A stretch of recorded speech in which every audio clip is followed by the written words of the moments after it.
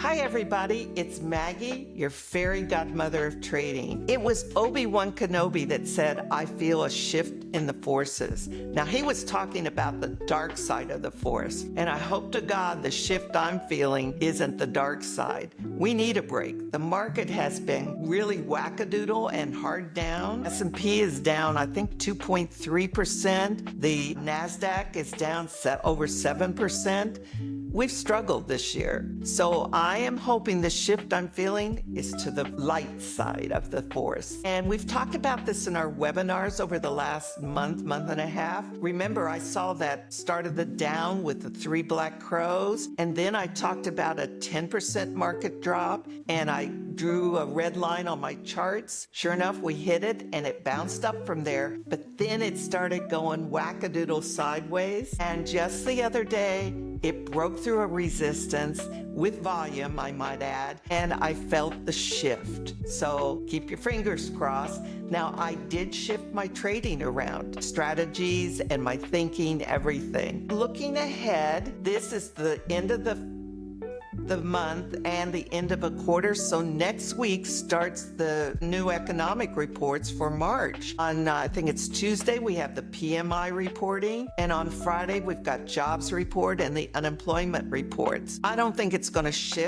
shake up the market much, but do be aware that those reports are out there. As a caution, I want to talk about insider trading. You're going to see more insider trading this month and the next couple of weeks go on, and I don't want you to panic thinking that company executives have some bad news about their company. That is not what's happening. They have taxes to pay, and many times they'll sell off blocks of stock. They have to report those to the SEC when they sell because it is kind of insider trading, but they've got to pay their taxes, and they use that money to pay their taxes. So do not panic. How'd I do this week?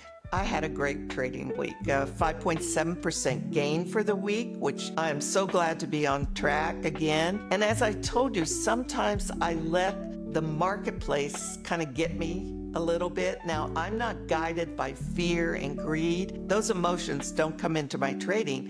What I am guided more is like lethargic, and when I don't see a clear answer, I get lazy. So I had to do a lot of self-talk to get myself back on track. So I'm glad I did it, and I'm glad I'm back and trading well. Next week's topic for the webinar is, I don't know yet. I've got a new mentoring student, and he's a one-trick pony. Only one trade, and it's worked really well. And I had to explain to him that it may not work as well in the future because of the change in implied volatility as we move forward. He's not going to get the high premiums anymore when he sells. So I think I'll probably talk about the changes of implied volatility market to market. You want to stay tuned for that. Also, I don't believe anybody should have just one trade in their arsenal. I think you need a lot of different strategies to match whatever the market's doing. And speaking of a new strategy that we're going to start teaching next Friday, it's on future trading. And we've got one of the best future traders on our roster now to teach this to you. So check it out.